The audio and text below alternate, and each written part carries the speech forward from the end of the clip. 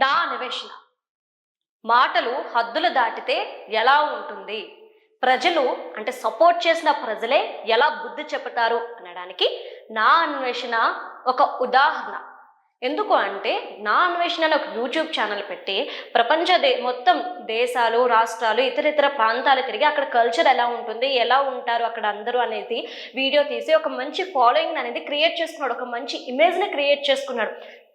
ఇలా ఉన్న వ్యక్తుల్ని చాలా మంది ఫాలో అవుతూ ఒక రోల్ మోడల్గా చూస్తారు. మరి అలాంటప్పుడు మన బాధ్యత ఎలా ఉంటుంది? నలుగురికి ఆదర్శనీయంగా ఉండాలి. అడ్డమైన వాటిల్లో తలదూర్చి నోటుకొచ్చినట్టు మాట్లాడితే ఎలా ఉంటది అంటే, ఈరోజు ప్రజలు చెప్తున్న బుద్ధి ఒక ఉదాహరణగా చూడాలి.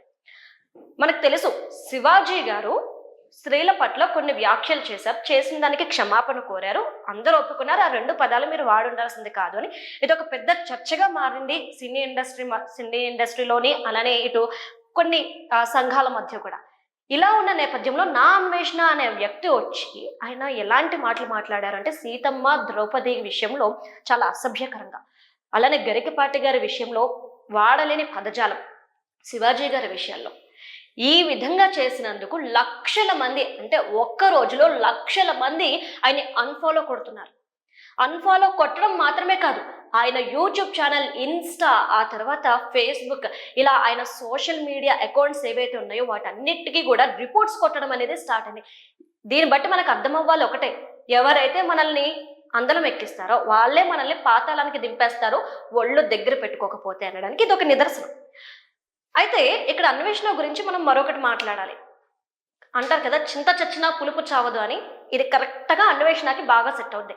ఒక పక్క రిపోర్ట్స్ కొడుతున్నారు, ఒక పక్క అన్ఫాలో అయిపోతున్నారు, ఫాలోవర్స్ వెళ్ళిపోతున్నారు. నీ ఛానల్ చచ్చిపోయే స్టేజ్కి వచ్చిన తర్వాత ఆయన మీద గోపాలపురంలో ఒక కేసు కూడా నమోదైంది.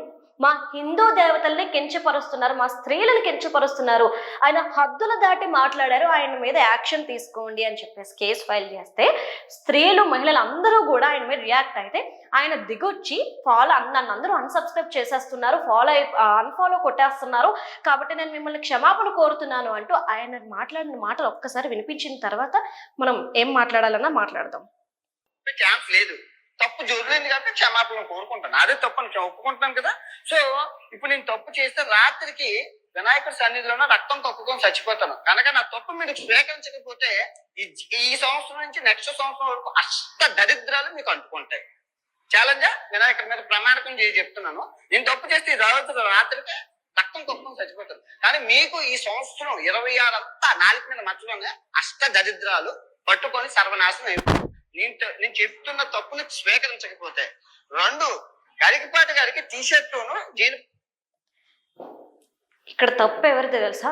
నాన్ వేష్ది అస్సలకే కాదు, ఇలాంటి ఎదవల్ని ఫాలో అవుతున్న ఆడియన్స్, ఫాలోవర్స్ది. ఇప్పుడైనా బుద్ధి వచ్చిందా మీకు? ఈయన చెప్పిన సారీని స్వీకరించకపోతే గనక ఈ 2026 ఏడాది మొత్తం కూడా మీకు అష్ట దరిద్రాలు పట్టుకుంటాయి. అంటే అరే బాబు, నువ్వు నాశనం అయిపోతావరా, నేను చెప్పింది నువ్వు యాక్సెప్ట్ చెయ్యి అని చెప్పి చాలా క్లియర్గా చెప్తున్నాడు. నన్ను అన్ఫాలో చేసినా సరే మీరు దరిద్రం పట్టుకుంటుందే మీకు అని చెప్పి. ఇలాంటి వ్యక్తిన మీరంతా ఫాలో చేసి అందలం ఎక్కించింది. ఇలాంటి వాడిగా మీరు కోట్లు కొల్లగొట్టింది. మీకేమైనా లాభం ఉందా? నా అన్వేషణ మరి ఇంత అన్ఫాలో అయిపోతున్నా. ఇప్పుడు 2 లక్షల మంది 2 రోజుల్లో 2 లక్షల మంది అన్ఫాలో కొట్టేశారు, అన్సబ్స్క్రైబ్ అయిపోయారు. ఆ తర్వాత ఒక ట్యాగ్లో నడుస్తుంది, ఒక హ్యాష్ ట్యాగ్ నడుస్తుంది, ప్లీజ్ అన్ఫాలో అండ్ అన్సబ్స్క్రైబ్ నా అన్వేషణ అని చెప్పేసి. ఇటు హిందూ సంఘాలు వచ్చాయి. ఇంకా మరీ ముఖ్యంగా మీరు ఎలాంటి వ్యక్తిని అందలం ఎక్కించారంటే, ఈరోజు మీరు చేసిన పొరపాటు మీకే చెప్పుదబ్బైంది.